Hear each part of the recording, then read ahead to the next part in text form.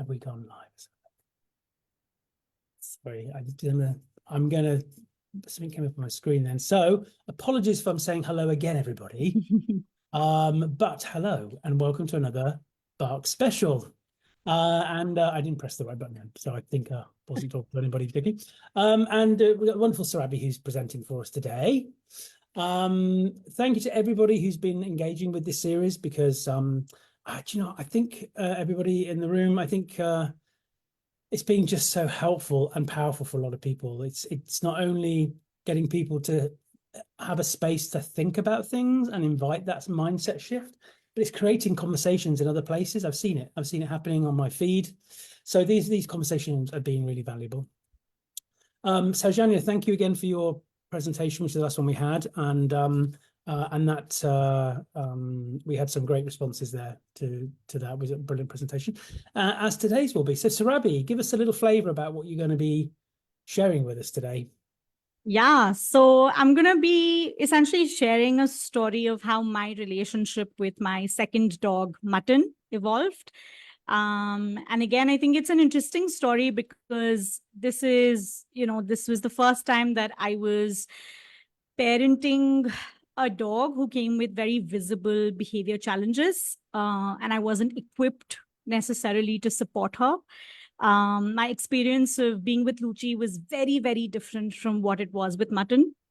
But at the same time, this is also a time when I started the diploma with BHARCS. So it's a really interesting intersection of me trying to be a behavior consultant to my own self and sort of figure how to really apply the BHARCS way in day-to-day life. And I think that's potentially what I'd love to share. I think just what that application of the BHARCS way really looks like, because that has also shaped the way that I work with so many other clients and their dogs. So yeah, that's going to be the story for today. Well, it's good. I can't wait, and I think especially because the theme is about attachment. Mm-hmm. I think sharing something that is very personal to you that you could evidence base yourself. Yeah.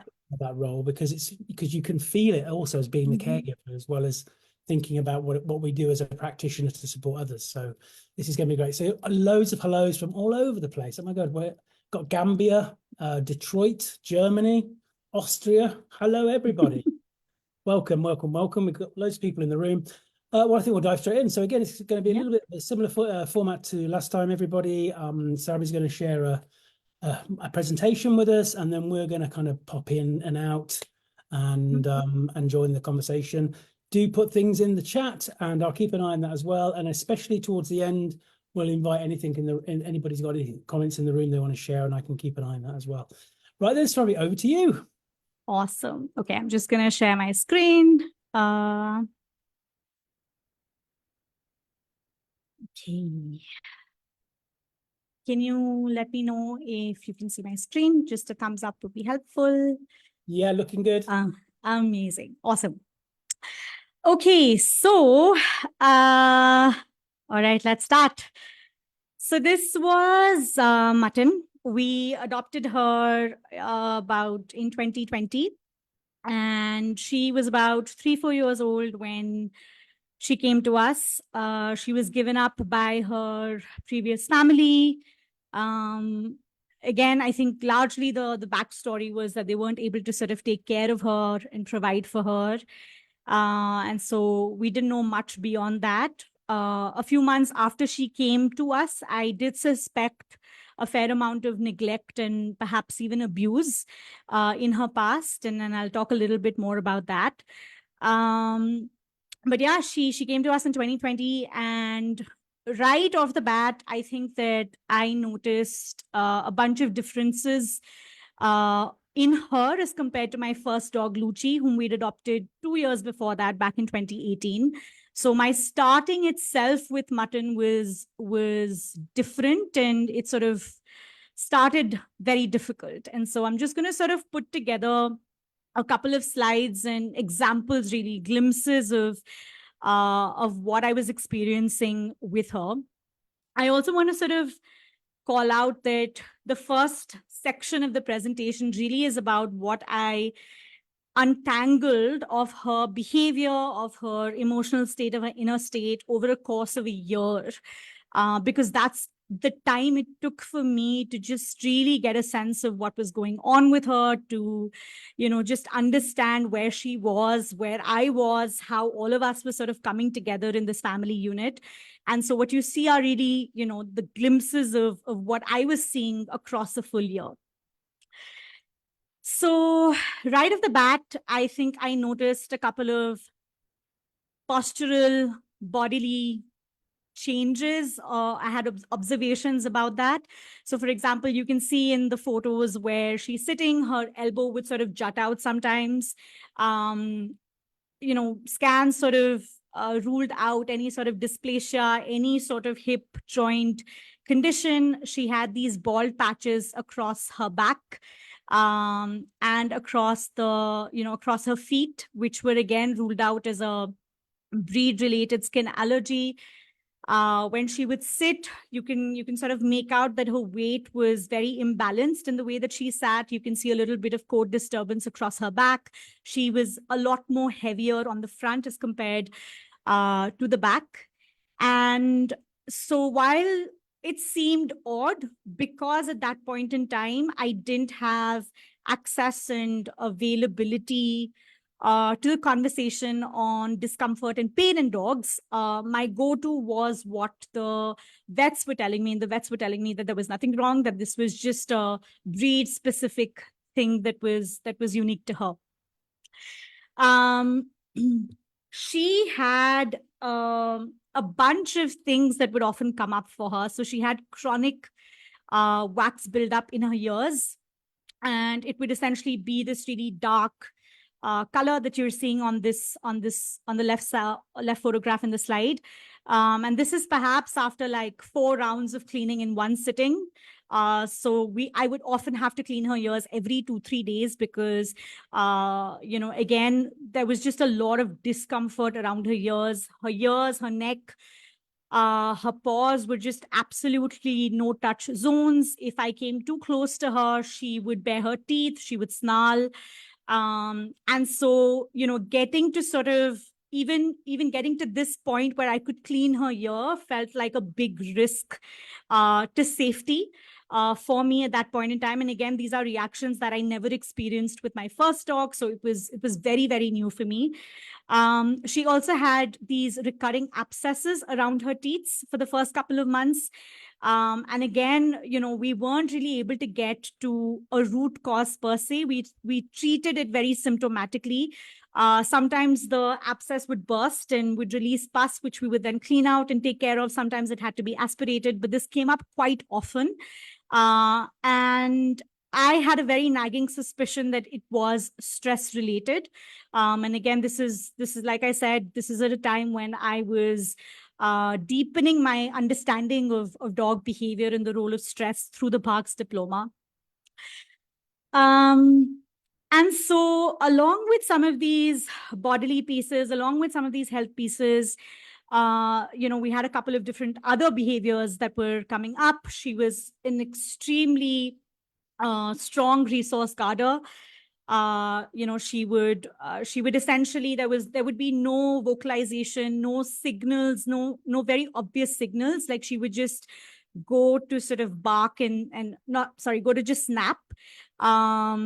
And I sort of had a couple of instances of that with her.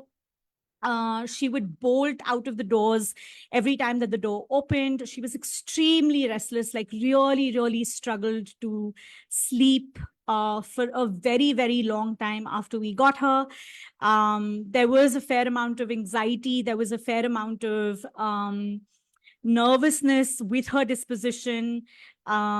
She would pretty much react to every sound. She was very movement sensitive. So even if she would sit on the, on the balcony of our house, she would see people moving. She would see dogs moving. She would see cats moving. It was followed by a lot of excessive barking and this kind of like fixedness on the barking where we just couldn't get her out of that zone. And so I'm going to show you a couple of different videos of some of those behaviors. So the first one really is a video of her just, really licking and chewing her paws. And Again, this would happen quite often, quite vigorously, quite loudly. And again, it was an issue because, you know, I couldn't really touch her paw, so I couldn't necessarily see what was going on. And some of the times that I wouldn't find anything. So I was just not able to sort of put pieces together for her. The other behavior that she'd often engage in is this, which is where she'd sort of rub her ear against the floor or the bed as a way to ease some of that discomfort for her. And it was just very unsettling for me because I could see that she was uncomfortable, but I wasn't able to necessarily give her that kind of physical support and comfort that she needed because she was also so sensitive about being touched. These two videos are again just an example of some of the restlessness, some of the anxiety that I spoke of. And again, what I really invite you to sort of pay attention to is just like her body language and her posture. So again, this is a video where my husband's actually walking towards the car below. And again, if you can just really focus in on her stance and just the tension that she's carrying in her body.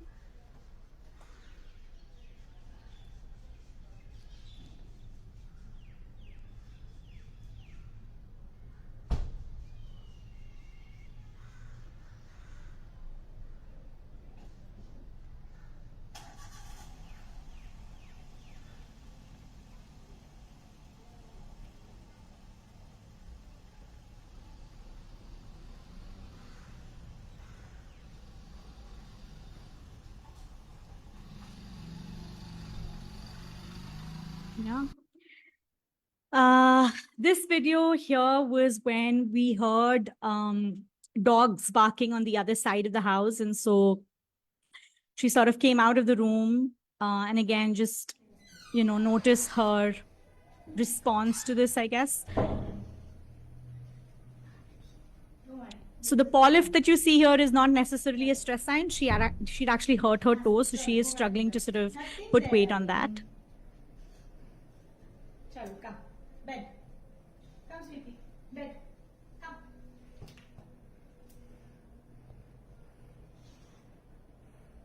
Come, Lali, come. Maru. Bye, friends. Hi, Maru. Same, that's okay.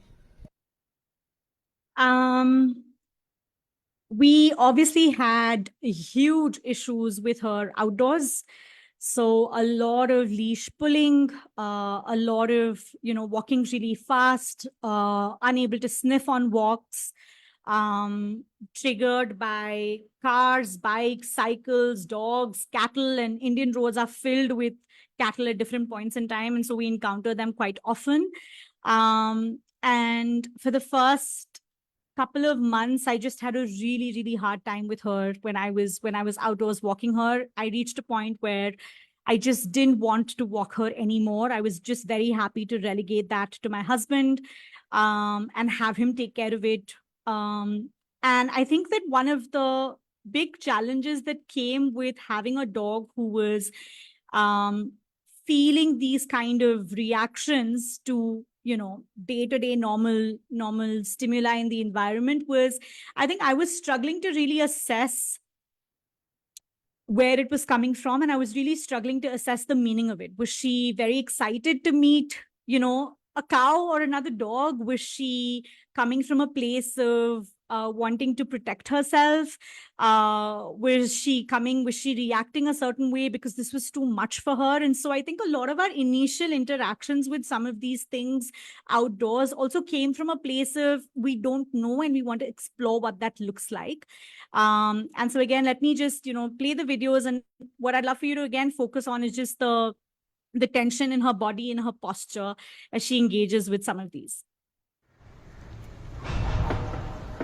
So this was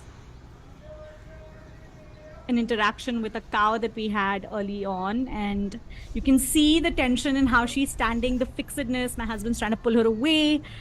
But she's just really like hyper focused on that cow. You start seeing the lunging there. And again, I think it took us a couple of interactions to realize there's something not right about this kind of interaction. And I think that, again, it was very easy when we sort of spoke about this with, friends or people who had other pit bull type dogs. I think it very easily moved into a conversation about prey drive. It very easily moved into a conversation about predatory behaviors. And that wasn't something that I was completely on board with. And again, I think we can unpack that in just a bit. Here's another example of her interaction with a pet dog. This was actually an assignment that I had to do for BHARCS itself. And so you can again see very similar responses in her body language.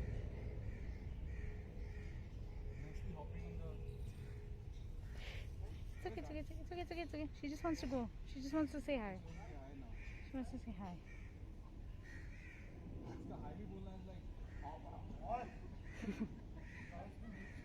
And so you can almost start seeing a little bit of like ease in her body language as the dog sort of starts increasing distance. But this is still very stressful. Coco doesn't want to engage.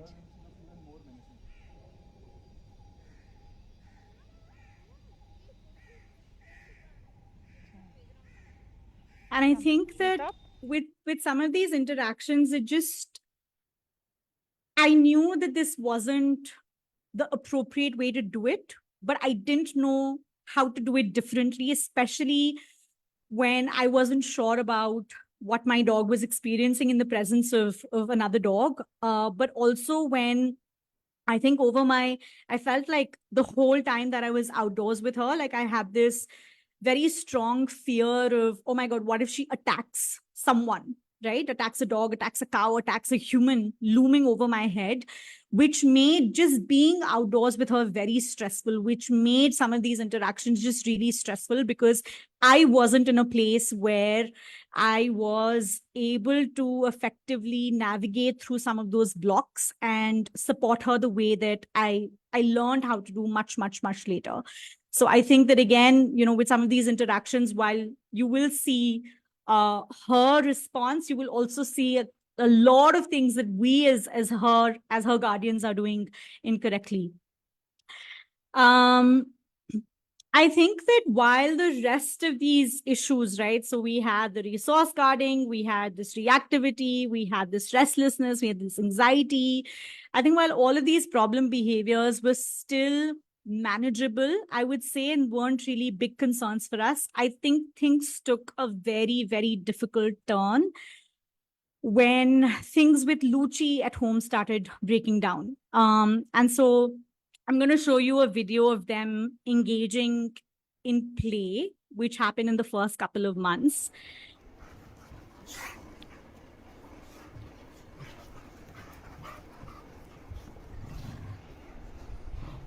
And so, you can, again, when now that I know so much more about dog play, this play is quite rough. Lucci was an extremely rough player. Like, she would mouth a lot, she would push a lot.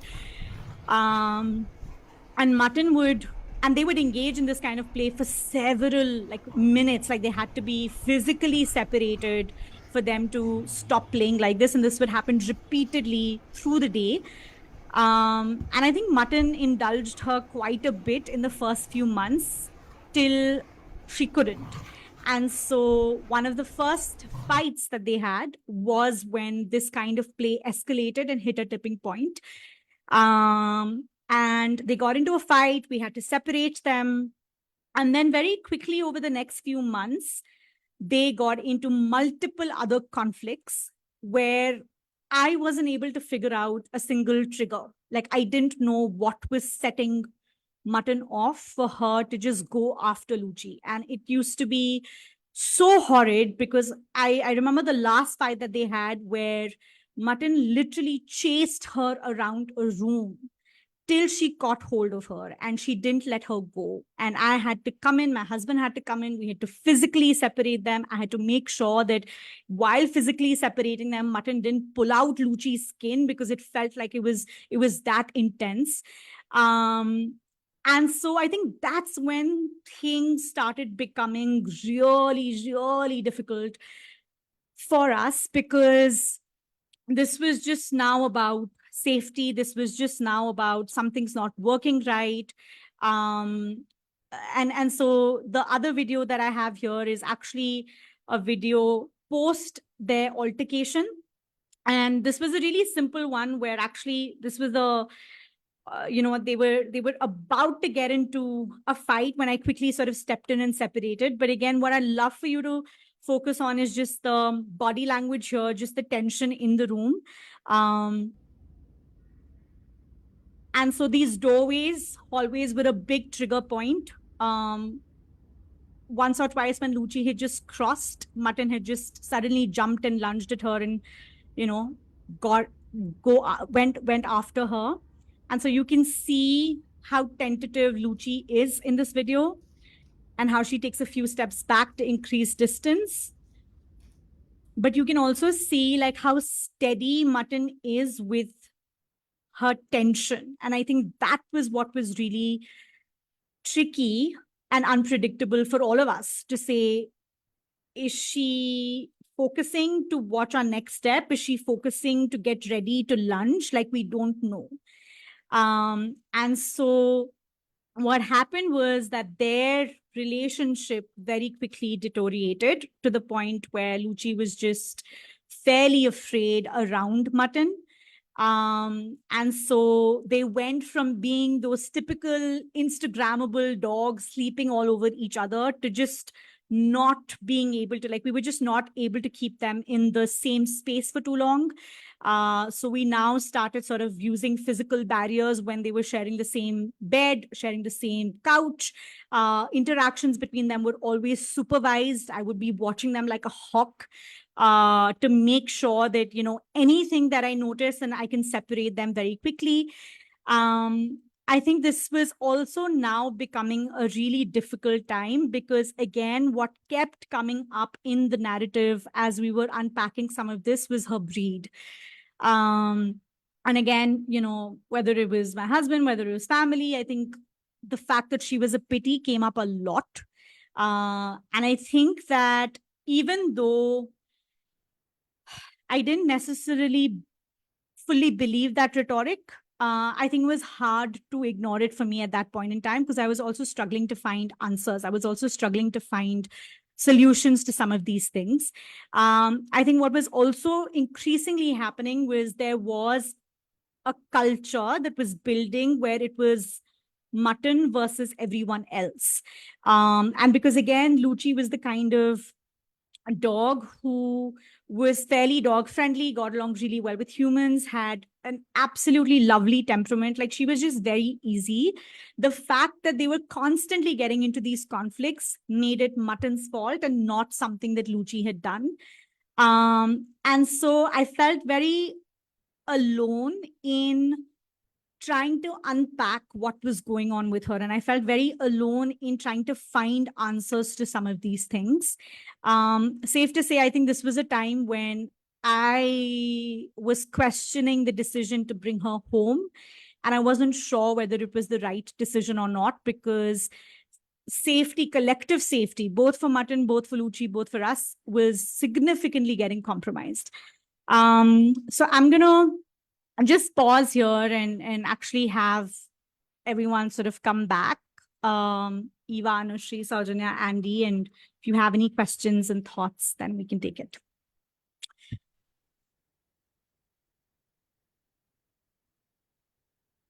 I'll just dive in with something actually, which is just how much I appreciate your openness and candidness regarding your journey, because I think it's really important. And I think a lot of caregivers are going to be really finding this very valuable because they will relate to, and what you say will resonate to a lot of people's experiences.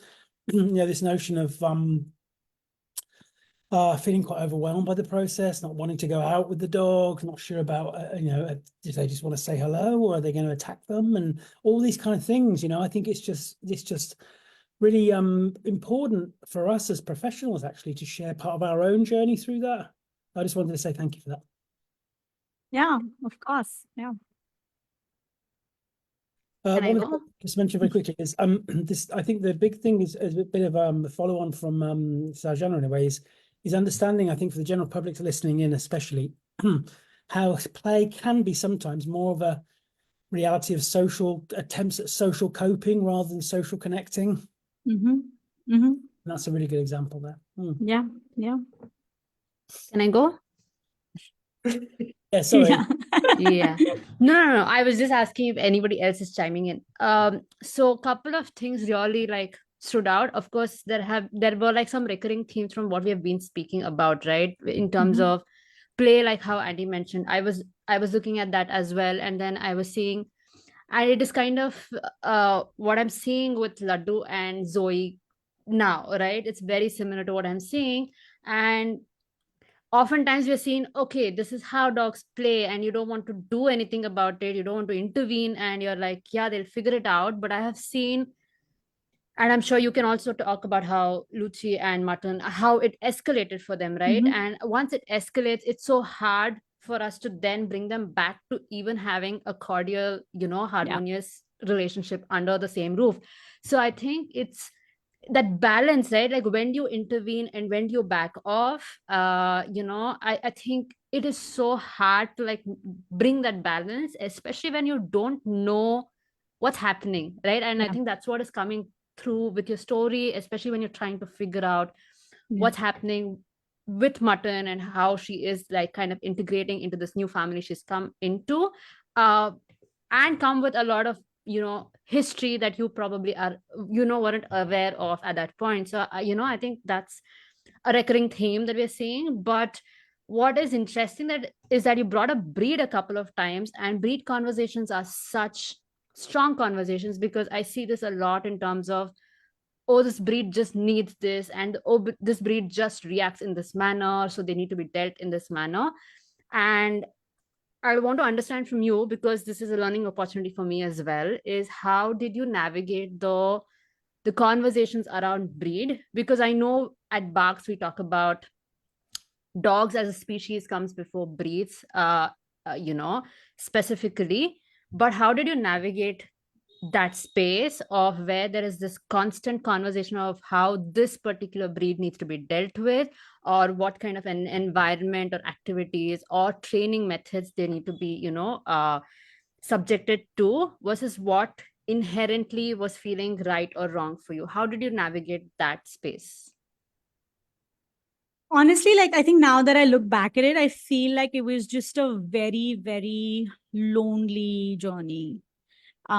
Because again, I think that and I've mentioned this before when I've spoken about Mutton, which is a lot of the conventional advice at that point in time was linked to basically three categories, right? One was the use of aversives, shock collars, prong collars, etc., which I absolutely did not resonate with from a very, I mean, it's not even so much about BHARCS ethics, right? It's about, that's not what I subscribe to at all, right? I think that was one. The second one was to engage the dog in prey drive games as a way to meet their needs. And I think what I was not able to piece together was, this is a dog who does not run. This is a dog who is struggling to climb up on my furniture.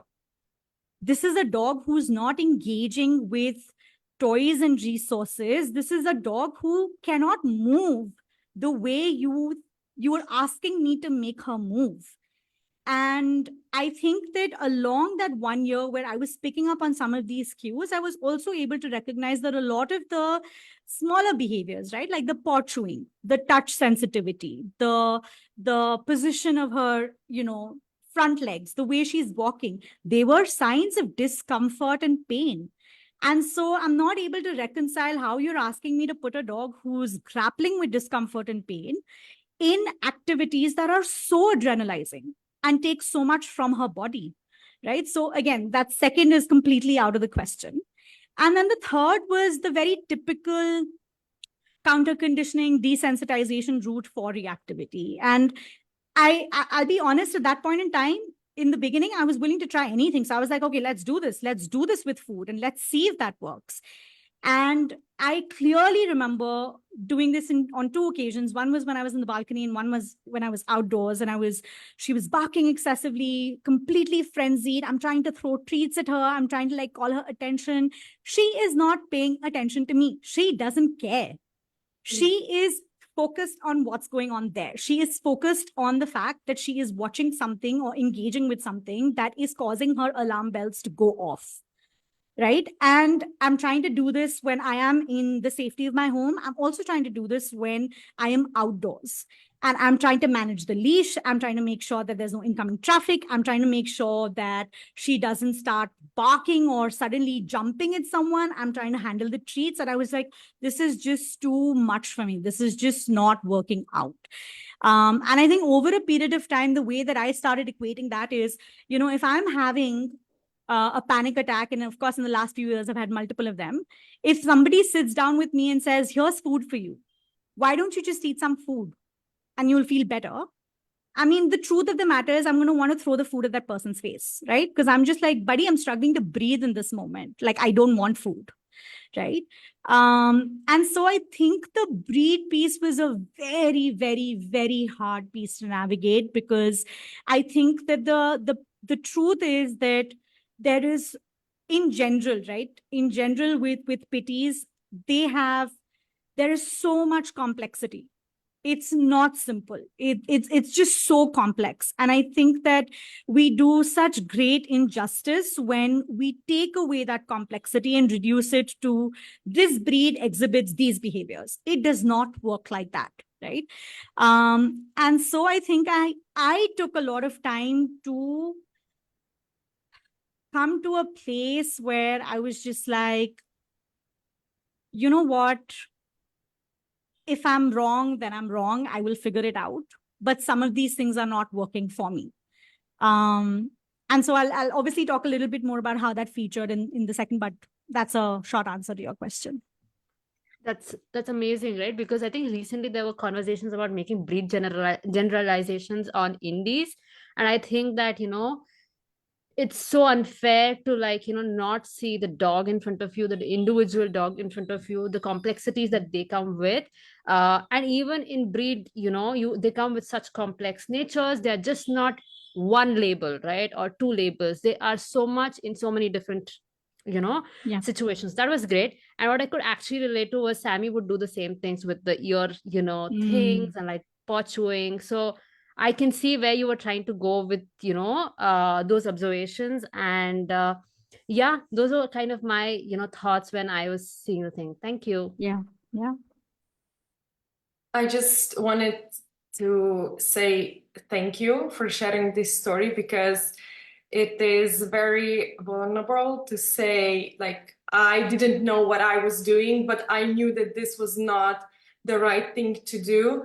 And what I hope that people watching would get from these talks is to know that you are never alone.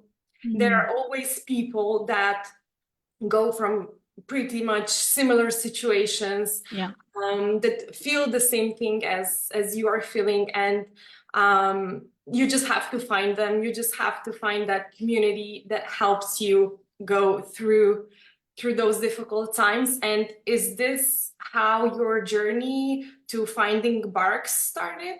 So yeah.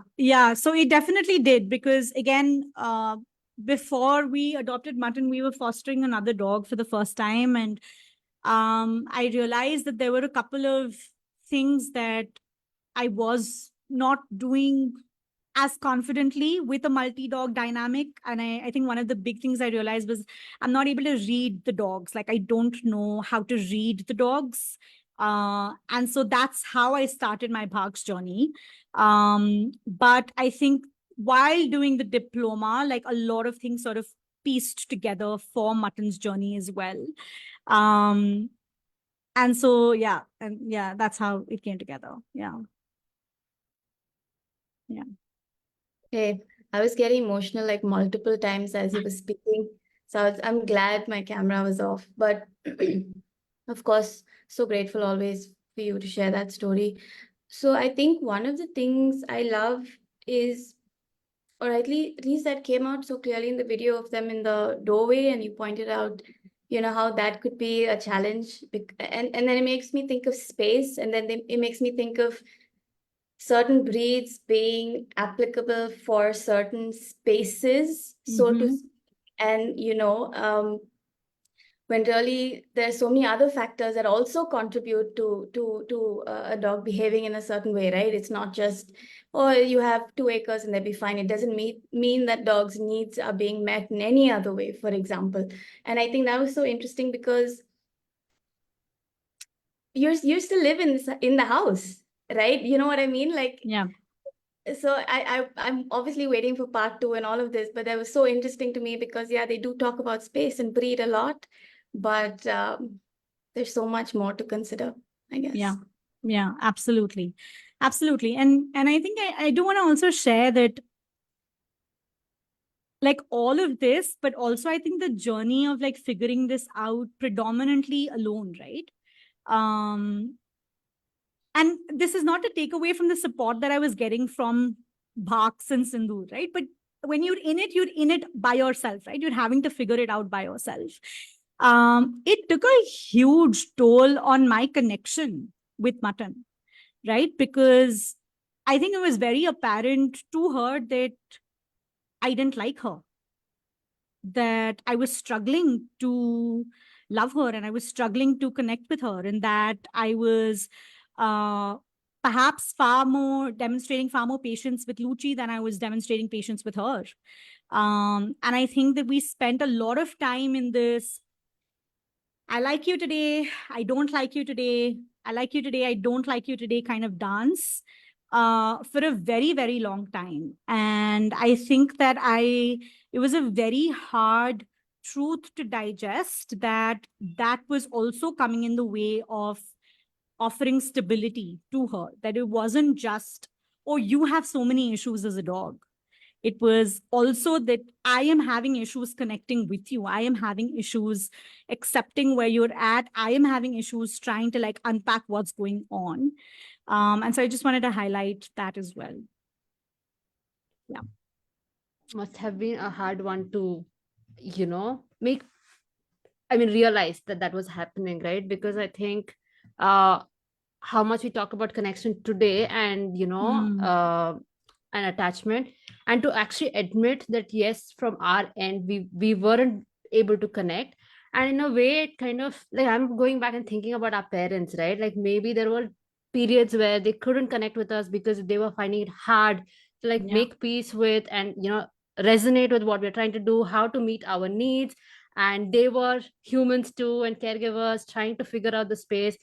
So I think as much as it's a realization, I think we all go through those periods of not being able to just be there for another person, not being able to connect with another person, just because we just are not able to understand. And it's just getting so difficult and overwhelming to just make that relationship like go to the deeper levels, or like connect in a more long-term manner. I think that must be a hard one. But honestly, thank you for sharing that, because I know a lot of us would be feeling that, right? Like, for example, I am feeling that with Laddu right now, with constantly trying and going to Zoe and kind of irritating her constantly.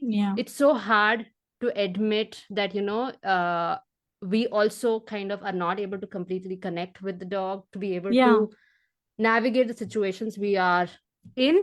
And theoretically we know it, right? Like theoretically we know you have to connect and you want to build that connection and safe space. It's not always possible. So I'm glad you brought that up, because that's another great moment of reflection, I think. Yeah, and I think like it's so complex, right? Because like I was having such a hard time connecting with her.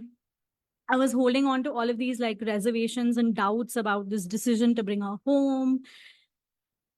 But at the same time, I'm also like very cognizant of the fact that there is no one on her side in that moment, right? There is no one who is breaking down this communication from her and presenting it to us and saying, this is what your dog is actually experiencing.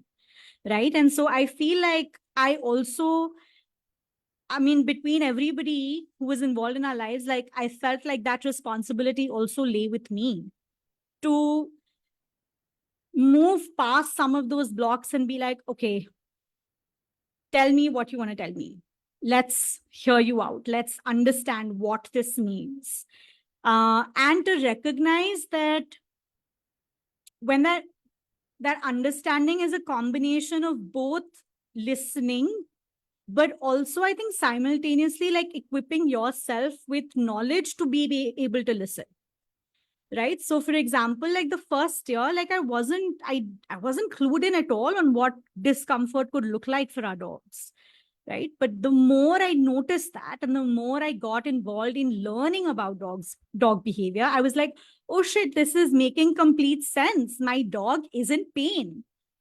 Right. And how is that impacting everything? And so that wasn't knowledge that I had access to before. But I think it is that combination of how do you listen, but also how do you recognize that perhaps you need to know more to also be able to interpret what your dog is saying.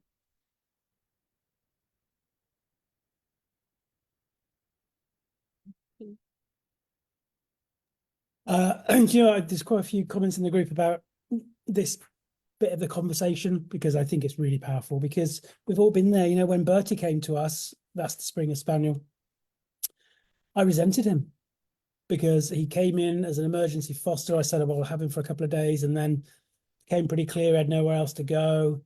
I wasn't ready for him. He had a big impact on my other two dogs. Kieran didn't really want him there, although it was Kieran who said to me, who's going to have an old spaniel that bites? Where's he going to go? But he also saw the impact on Arthur and Harley. So we have all these things that pull away.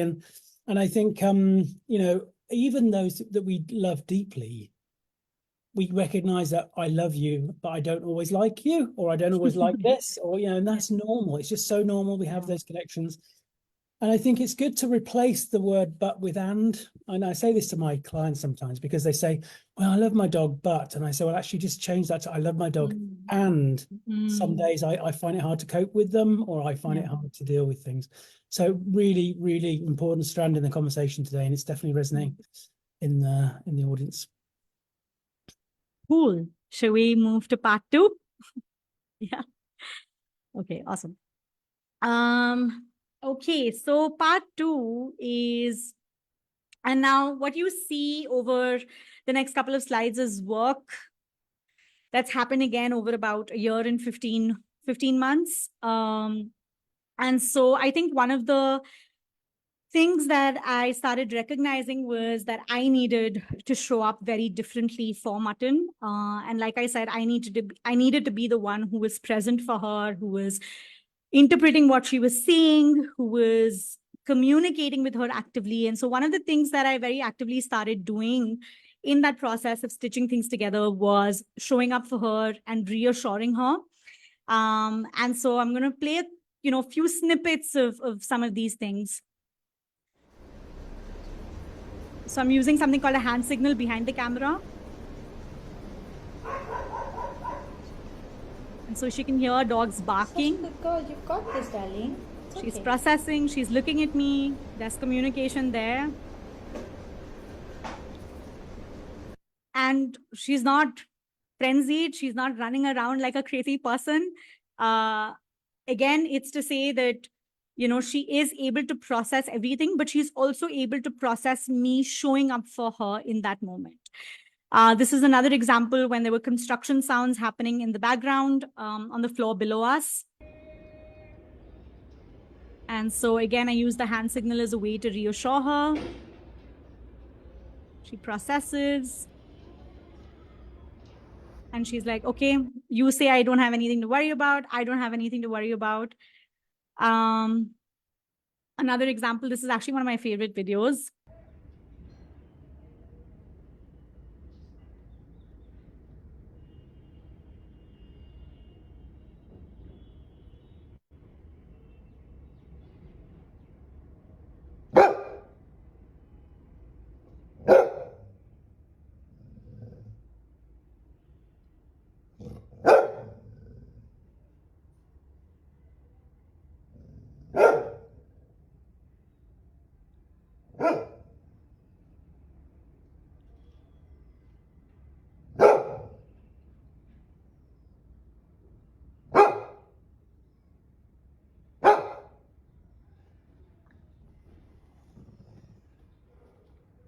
And the reason why I love this video is because I think that, again, I think what Mutton sort of taught me through this process really was the fact that just because I reassure doesn't mean that she necessarily has to be reassured. I think in certain situations, and this is what we were talking about even in Saujanya's presentation, in certain situations, our dogs just need to get that response or reaction out of their system. They need to have the reaction, and it's okay for them to have that reaction.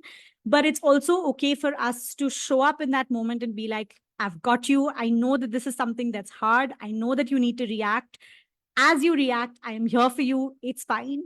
I think that being able to sort of communicate that and show up like that for our dogs, at least for me in my journey with Mutton, was extremely powerful. And again, I want to say that what you are seeing are glimpses across full 15 months, right? So this goes in with a bunch of different things that we had to do in terms of, emptying her cup, as we talk about in the BHARCS language, in addressing muscular pain and discomfort, in showing up for her, in learning how to reassure her very, very actively. I mentioned that she was extremely touch sensitive. And so this video I felt was like a really big milestone for me in my relationship with her. She'd hurt her paw and I had to treat it. And so this is, again, I think such a really good example of what we talk about cooperative care, where you'll see me engaging with her. So again, a lot of reassurance,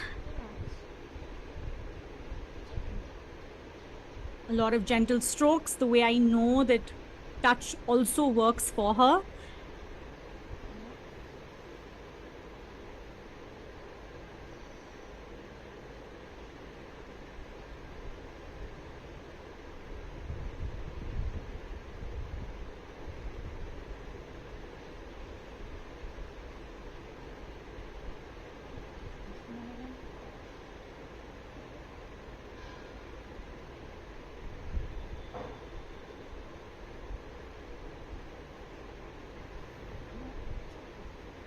So she moves her paw, I wait. Just a little bit more, okay? It's okay. Nothing's happening. It's okay. Last time. She moves her paw. Do that. You want to stop? Can you see your can you see your foot? No? Okay. No, you won't see.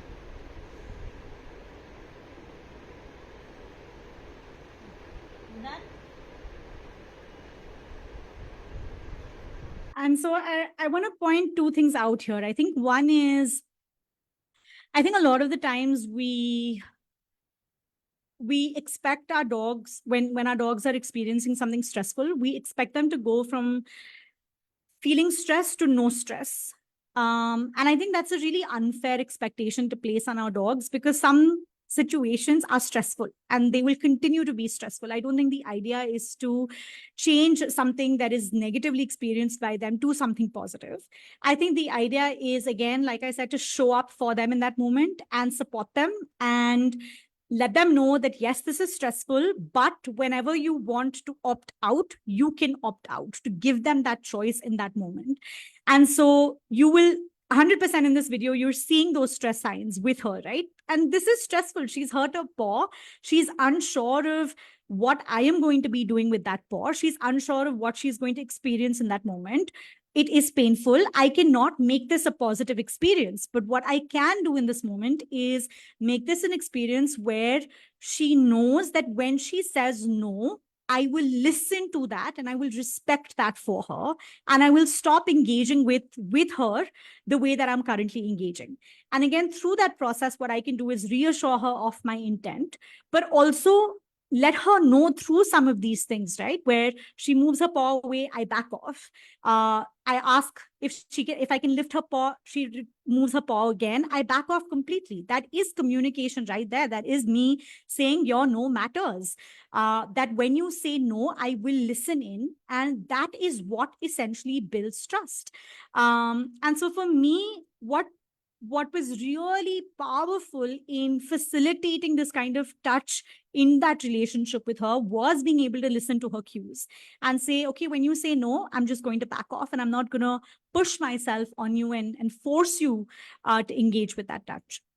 And this is another example of her years, like I'd mentioned, which were a no touch zone.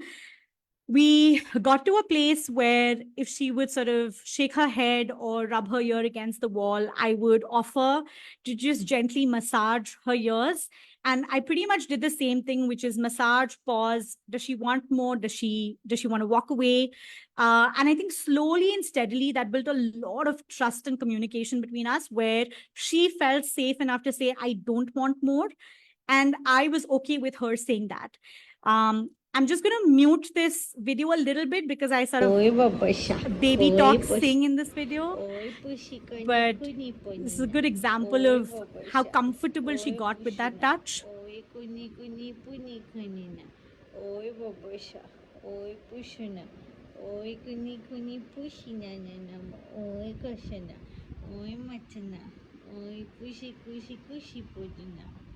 I stop there. Oi, babasha. Oi, kushina. Oi, pushina pushina nama. Oi, babasha.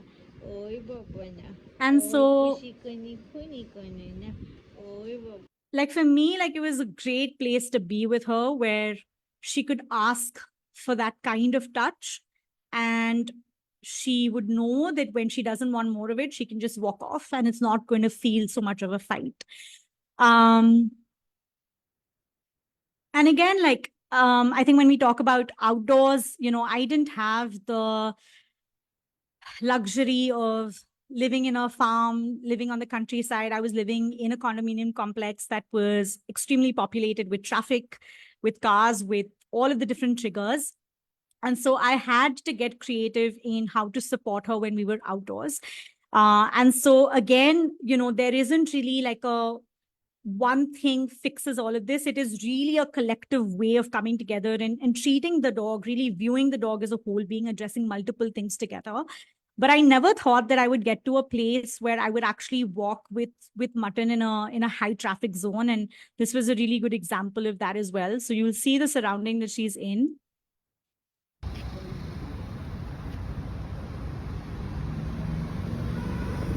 And so this is right outside our apartment complex. It's the main road. There's construction. There's cars.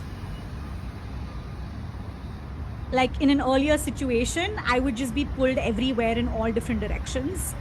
And this would just not be possible, right? But I think that, again, this is something that took us 2.5 years to get to. It took that much time for her to just really decompress and make sense of the environment that she was in. This here is another example where, I never thought that I would get to a place with Mutton where we would engage in off-leash, setups or have that kind of really strong outdoor communication. Like I would have never thought that I could leave her out off-leash in a space like this. But she turned into a dog, and we turned into that sort of space where she was the dog who was off-leash predominantly most of the time.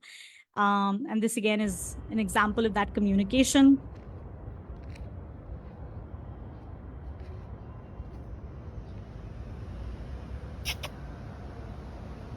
And so I see a car approaching, and then I use a sound to call her back.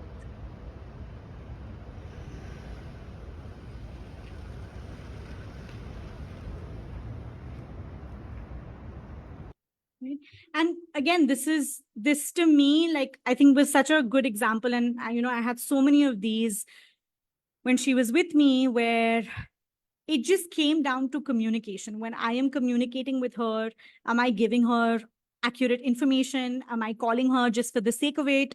Are we able to trust each other when I'm communicating with her? Does she recognize that if I'm asking of her to come to me, it is because of a certain reason? And so on and so forth, right? So we're actually unpacking communication. What you're seeing in this video really is just me using a sound and potentially her coming, but there's just so much that's going on there, right? And I think about this a lot, even in our relationships, where communication strengthens where there is trust, where there is that attachment, where there is safety, where there is the presence of someone who is going to be there for you and respond to your needs. And I think this, this is a small product of what you see. I also want to share that obviously, like in the early days, and even as I slowly, steadily started feeling more like myself in my relationship with Mutton, I was very risk averse. Like I was not brave enough to take these kind of risks at all. Like I was very, no, my dog has to be next to me. I'm unsure, I'm tentative. I don't know what she will do in what space. This is not something that I can try with her. But I think what's really interesting is, and this is the beauty of like the secure base effect, right? Which is when you are in the presence of a caregiver, when you are in the presence of someone who offers that security to you, you are likely to engage in more play and exploratory behaviors. And I definitely saw that for my dogs, where often they would, in my presence, they would be freer to explore. They would be more curious to explore. But I think that I experienced that too in their presence, right? Like this is such a great example of that, because I wouldn't have ever felt comfortable to take this risk previously. But the more I felt connected, the more I felt like we had rhythm to each other, the more I felt safe around Mutton and Luchi, the more willing I was to take those risks, because I knew that we had a really strong foundation to manage and take those risks. And so I just wanted to share that whole idea of like secure base is not just dogs to us, but for me personally, I found it for me with my dogs as well. Like I mentioned, pet dogs were a big trigger for her. And so we spent a lot of time just avoiding them as much as possible. And again, in the place that I stay, it's very hard because it's populated with pet dogs, it's populated with street dogs. And so I had to get really creative and very quick on managing environments. But the more that I spent time taking Mutton away from those situations while simultaneously helping her empty her cup, while simultaneously building connection and demonstrating what choices could look like, the more she learned how to show up in some of those situations. And so I'm just going to give you a few examples of where we really got to. So there is a golden retriever over here, and we're right here next to this car. Previously, even this much of a distance was enough for her to just really hyper focus and start barking, start pulling, start lunging. And so this is what we see. She notices the dog. Come, sweetheart. I turn the other side and she follows.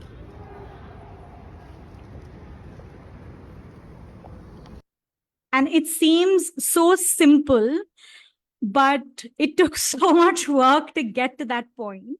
And again, I think this happened because we were able to consistently demonstrate that you have the choice to walk away, that you don't have to be in that position and fight or, fight for your life. Like it doesn't have to be that high stake. You can just walk away.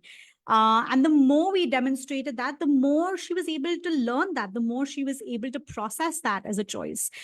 This is another example where we were out on a holiday property and there was a streetie outside the gate, and thankfully the gate was locked. But this is the closest, one of the first interactions where she was this close to a dog. Let me just quickly play this. Again, you'll see me use the hand signal here.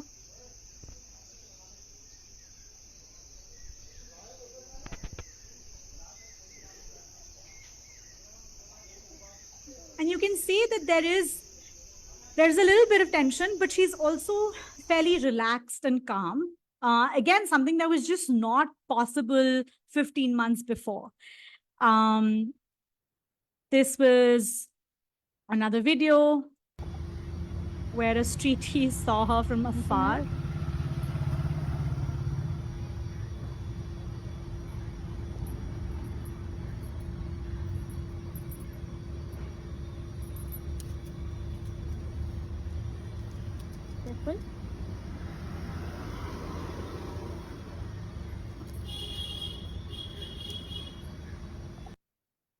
And I think that what I realized very quickly on, and that's really where I think my love affair with street dogs sort of deepened, was they were such great examples of how to help Mutton feel safe in dog-to-dog interactions, because so many of these streeties, and we had a couple of them, in the last year that she was with us, who would approach her so tentatively, so carefully, would really sort of read into signs of what she was feeling comfortable with, not feeling comfortable with, give her distance when she needed it.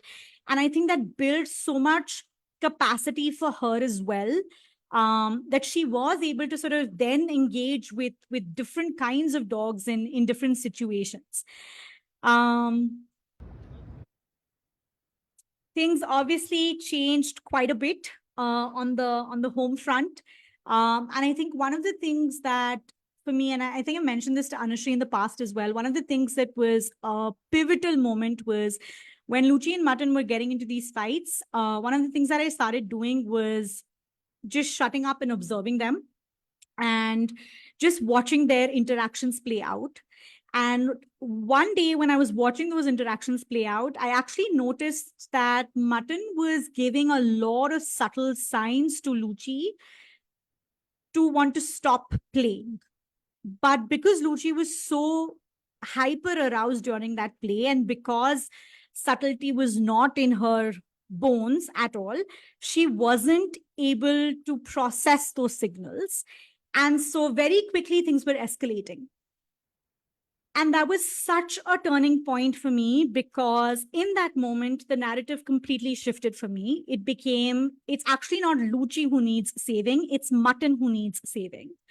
And once I was able to recognize that, I was able to intervene more effectively during those interactions. And I was able to show up for both Mutton, obviously in rescuing her from Luchi, but I was also able to very boldly communicate to Luchi to say, hey, this needs to stop. This is not okay. And I think simultaneously, again, I think working on just helping both dogs really, really regulate. So this is a really good example of what their interaction shifted to. Sorry, 1 second.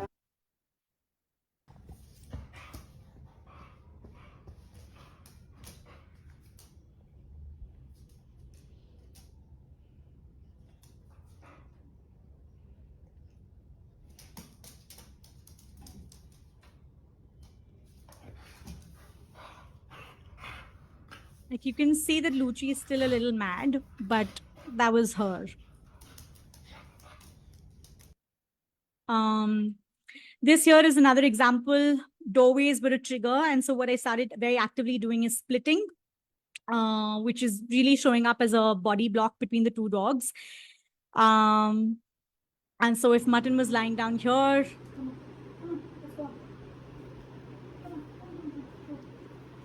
this is a very lazy example of it, but you get the sense of facilitating that. And I think what was really interesting was the more I did this, the more Luchi learned that she could rely on me to help her navigate through the situation. And so what would happen is that if I was sitting in a different room and the dogs were nowhere next to me and I would hear Luchi whine, I knew that was my cue to go help her just navigate through this. And again, I think that it's such an important moment in knowing when to show up for your dogs, because so much is said about like dogs just figuring things out by themselves. And sure, sometimes they can figure a lot of things out, but sometimes they need very actively for us to come in and help them figure that out because they're not able to do it independently or together. And I think this was a really good example of that. This last video is also an example of, again, a potential trigger point where, when we'd have guests over, both the dogs would want to go meet the guests, and in all of that excitement of sort of greeting, they would often topple over each other and that would get into a fight. And so again, I'm just gonna. So this is my mom trying to just navigate petting two dogs. But what's really interesting here is there is a sense that Luchi is getting restless. And what Mutton does beautifully is walk away from there and come to the other side. because she's able to recognize that Luchi is getting restless and this is going to lead to something. Either she's going to start barking or she's going to start jumping, and she wants to get away from that. So she actually walks away from that space and comes the other side to get that need met.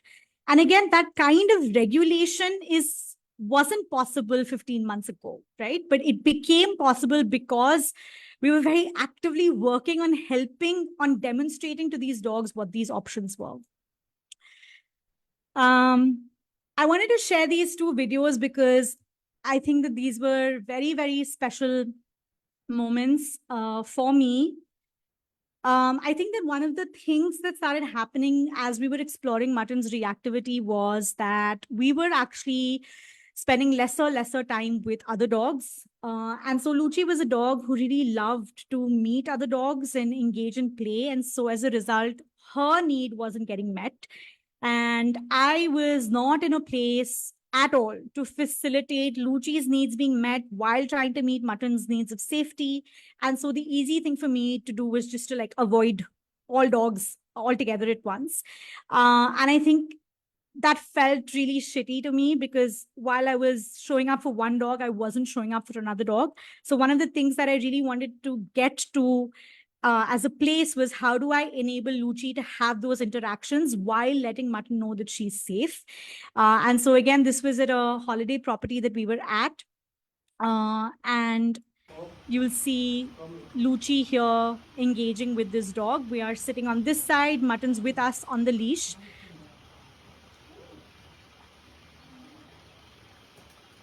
She finishes.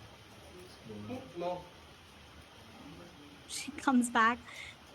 And I mean, just the way that Mutton was watching that interaction was so sweet, because it almost felt like, I'm watching you, I am ready if something happens. And as Luchi walks closer to her, she starts relaxing and she's like, okay, you're back. I don't need to worry about anything else. And I think even that was such a turning point for their relationship, right? This was again another example where in the past, and the reason why I'm sharing the second video is because to me, I think this is really what exemplified Luchi and Mutton as personalities. And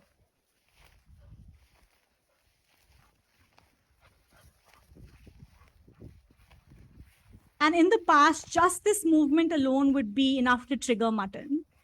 But again, I think just that capacity to watch that and say, okay, she's gone into a dark zone, I need to turn away and walk away.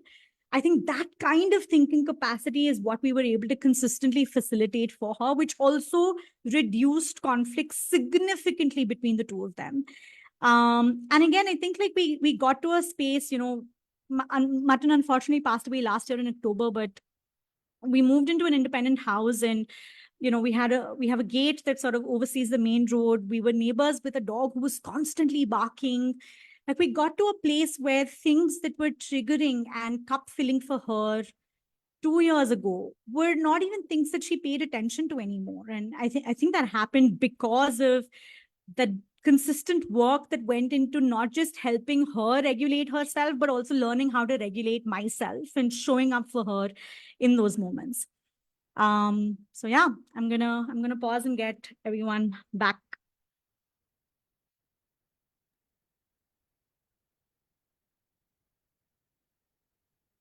I love the last video. Yeah, it was just Much too much. I Yeah. had something. If no one else was going, I can start.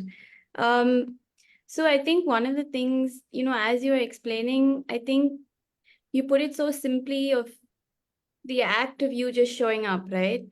But I think as you talk through the story, we realize what an impact and what a ripple effect that has in almost every facet, and how, I mean, you pointed out to instances, but they're so layered in the experience, right? They're so, like, you're talking about richer and richer experiences, and those still being affected, right? So Yeah. I think we always have this, oh, okay, if you correct, I mean, or if you correct this, and this is what you're going to end up with, or if you do this, it's you're also defining the outcome in so many ways when we look at how training is talked about, right? It's not just, you're defining the outcome in such a restricted manner, and you don't even give room that could percolate to something else, right? We don't even give room for that. So I think that came out so beautifully when you were talking, and those videos are like, it's Yeah. too much. Yeah. Thank you. I loved it. But Yeah. Thanks, that's what I Anusha. was, about how just it affects every part of your life and Yeah. your relationships with everybody and their relationships with each of these people, and everything is just impacted in such a deep Yeah. deep. Yeah, for sure. Yeah, building relationship, it takes time, right? There are no shortcuts. They have its ups and downs, and it's usually like the small things that are actually not small, everyday things that build a relationship. And when you start listening to the dog, when you start looking at things holistically, like almost like magic happens, Yeah. right? And it's so often that those difficult dogs teach us so much, so Yeah. much. And if you feel comfortable talking about it, what did Mutton teach you? Oh dear. I think lots of things. I wish like I had this one like deep philosophical thing to share. But I think it was lots of things, right? I think one of the things was definitely about like how do you peel back layers? Because what you see on the surface is not the full story for sure, right? There's just so much that goes on underneath, and how do you peel back those layers? I also think that I think that more than anything else, and I think I was talking about this in therapy the other day, which is as I was on this journey of showing up for her, I was also learning to show up for myself. And I think a lot of us, and I mean, okay, let me speak about myself. I don't think I grew up with emotionally attuned caregivers. So for me, I didn't know what that emotional attunement looks like.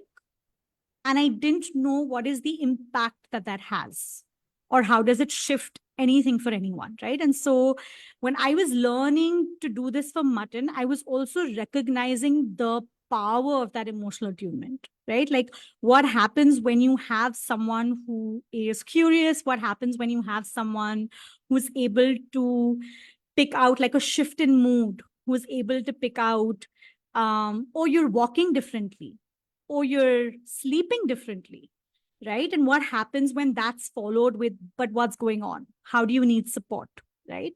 And so for me, I think maybe one of the lessons that Mutton taught me was what does it mean to show up with that kind of emotional attunement? How do you do it?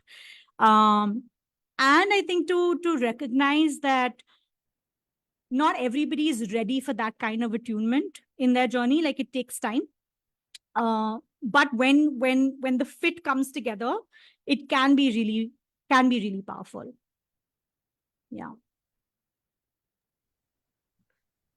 I have a couple of last things to like point out, because I was making notes so that I don't forget what to say, because I think a repeat theory, and I guess even with Anushi's case study, this will come up, which is the duration, right? Like, people talk about, oh, it took 12 months, it took 18 months, oh my God, 2 years. I didn't expect it to like take 2 years.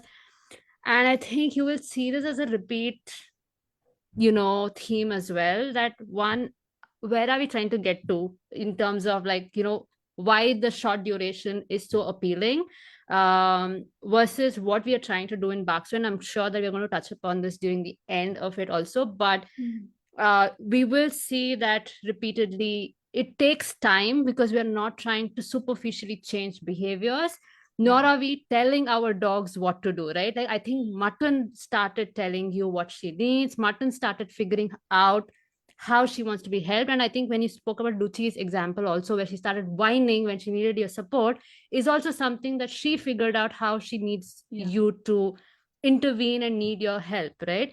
And I think these are the things that the dogs learned themselves. And they were trying to communicate what they learned. And those are perfect ways of navigating situations, right? I mean, it was not unhealthy, but it was not something that I would have taught my dog. I think the way we would teach dogs in training would be sit, stay, no, Yeah. place, whatever, right? Like there are certain behaviors, and I think we are not trying to change the behavior so superficially. And I think that does take time, and relationship building takes time, forming trust takes time. So I feel like we will see this repeat, theme of Yeah. duration of it, right? And I think I loved the video of your cooperative care.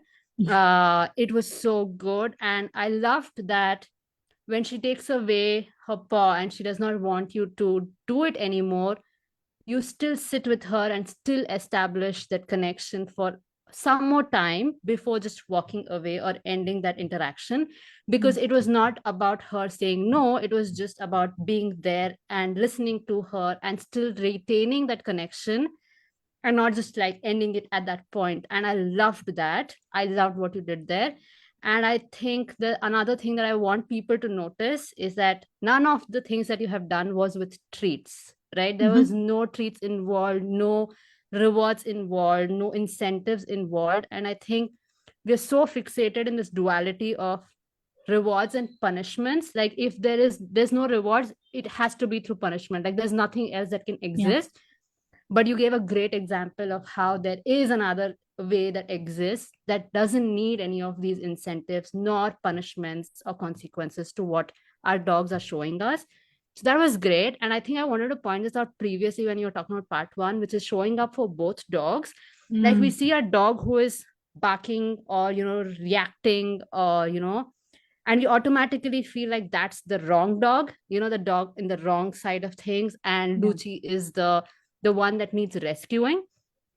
But it is so important that we really peel those layers and see actually who is struggling, who needs support, who needs to be regulated. I think that was so great. And I think even when you did show up for Mutton, even showing up for Lucy in those moments, like for example the doorway, the video where you did show up for Mutton, reassuring her, but you also helped Lucy through that doorway because she needed to get out of it, is so important. Because just because our dog is louder in their communication does not make them the more difficult dog, the dog who's the wrong one, right? And who needs to be dealt with.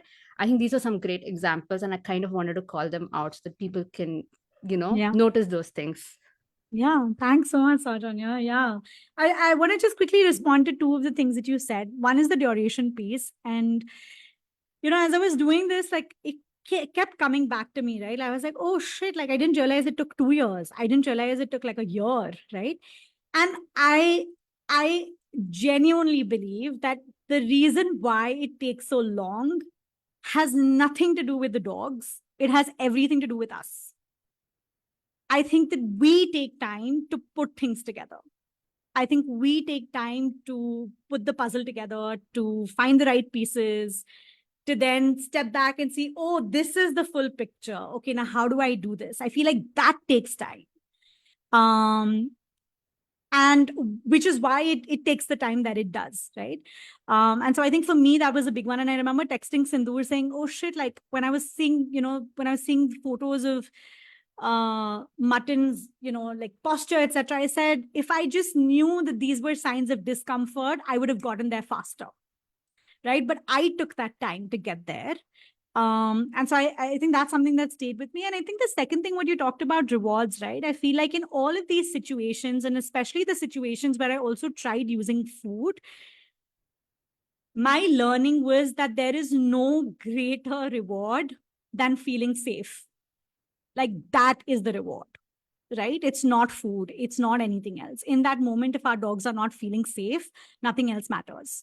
And once our dogs feel safe, everything will fall into place. And so if we just shift the focus to say, how do we facilitate safety for our dogs versus how do we manage this, it can shift so many perspectives right there. And so, yeah, I just wanted to share those thoughts. Sorry, do we have time to? I had a thought as you were speaking, Surabhi. Yeah. So I think as you were talking about also this the time aspect of it. I think it's the strangest thing that we even think of these things in terms of time and duration. Like for me, that was the biggest thing that I had to like, what are you putting a timeline to? Like what? Like I have been told like I was a super angry child and I had problems communicating. I'm not over that. It's been 36 years. I am still, I'm still trying, I'm still getting better. So I wonder also when we talk about time and duration, what are you saying? What you're expecting of this dog when you are a work in progress? Like you're not, right? Like you are taking time to accept your flaw. And that's how it is. For many people, you don't ever get over certain things. You live with the parts of yourself that you may not always like or like at all, but that is still part of who you are. So it's also like, and that takes forever or never, right? But I'm saying it's like even this concept of putting a timeline to, and we get like all of us are consulting now, and we get this. Oh, okay. So how long will it take for my dog to be okay? And I'm like, what are you asking me? What do you define as okay, first of all? But then also how long, that was the thing that was coming in my head because for all of us, focus is really relationship building and it takes however long it takes, depending on that dog and you and your trauma and the dog's trauma and your journey together and so much more. But I just Great. Well, I just support everything everybody said, really. I think we know it's the same dog because Mutton looks the same, but looks so different by the end. It is like it's a different dog. A lot of the tension's gone. A big thing for me is that neck carriage at the beginning videos, really stiff neck, really long neck, a lot of tension through the shoulders. By the end, that head was almost level with the shoulders a lot of time. You saw some little examples of alerting maybe, and then coming down again and finding that softness. And something I talk about a lot about exits, about letting the nervous system know it finds exits, and how a lot of the time with dogs, and we have to be cautious of this through training actually, where the nervous system feels it doesn't have options of exits, and it was really clear that he was learning that. And but yeah, and especially that video with Lucio at the end, it was like seeing a different dog. When they were not at the very end, but when they were playing, when they were kind of engaging together socially, it's just really beautiful. Really powerful. And time, we've got to really support our clients to understand that, we're not actually looking at a destination even. It's just giving that support process, that chance for that connection to build over. And we have to change the outlook, I think, because brilliant, really powerful stuff. Some great comments in the group. Is there anything you want to kind of leave us with, Surabhi, at this point? No, I think what I do want to share is, I think for people who are watching in, I think you'll see a lot of overlaps across all of the presentations. Because again, and I think this is what we started out the conversation with the BHARCS way has a couple of principles, but they're very contextualized and personalized to each of us. And so I think that over the course of the next presentations, I think our role really is to rebuild those connections and call those overlaps out, because you will see them across the board. But yeah, I think that's what I wanted to share. Thank you. And I think all of these conversations are really powerful, because there's a rich threads that we keep pulling, that we pull together, and all this is about how do we best turn up to, how do we best become available to the rich lived experience of another living being, and that isn't just about dogs, right? It's about the loved ones around us and who we see in the mirror. It's all really beautiful. So, oh wow, really amazing stuff. The next conversation we have is Anushri, looking at emotional safety with a case study as well. So really looking forward to that. That is the 16th of June.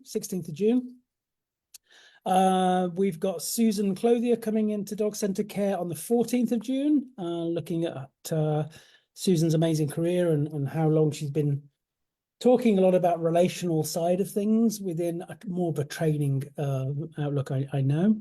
On the 23rd, we got Eva.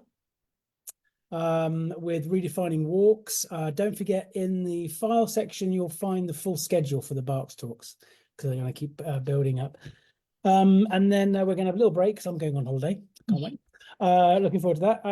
Don't forget about the new group as well. Some of you, I have tried to share this in the new group as well, actually. So new group set up with my colleagues at Pet Remedy, emotional well-being in animals more generally. And actually everything we've heard today, talking about dogs, I know, but it's a great kind of philosophy for life, living with the animals that we have around us, I think, and understanding their individual care and support needs. I think it's just, so this is something that will be transferable regardless of the animal that you share your life with. But what we're hoping to do with that group is to spread the word about emotional well-being more widely, with a bit of an emphasis on companion animals, of course, cats, rabbits, horses, but also just animals more widely. I think it's a powerful message that we have to get out more. Well, thank you so much, everybody. Amazing conversation again. Really value it. Surabhi, amazing.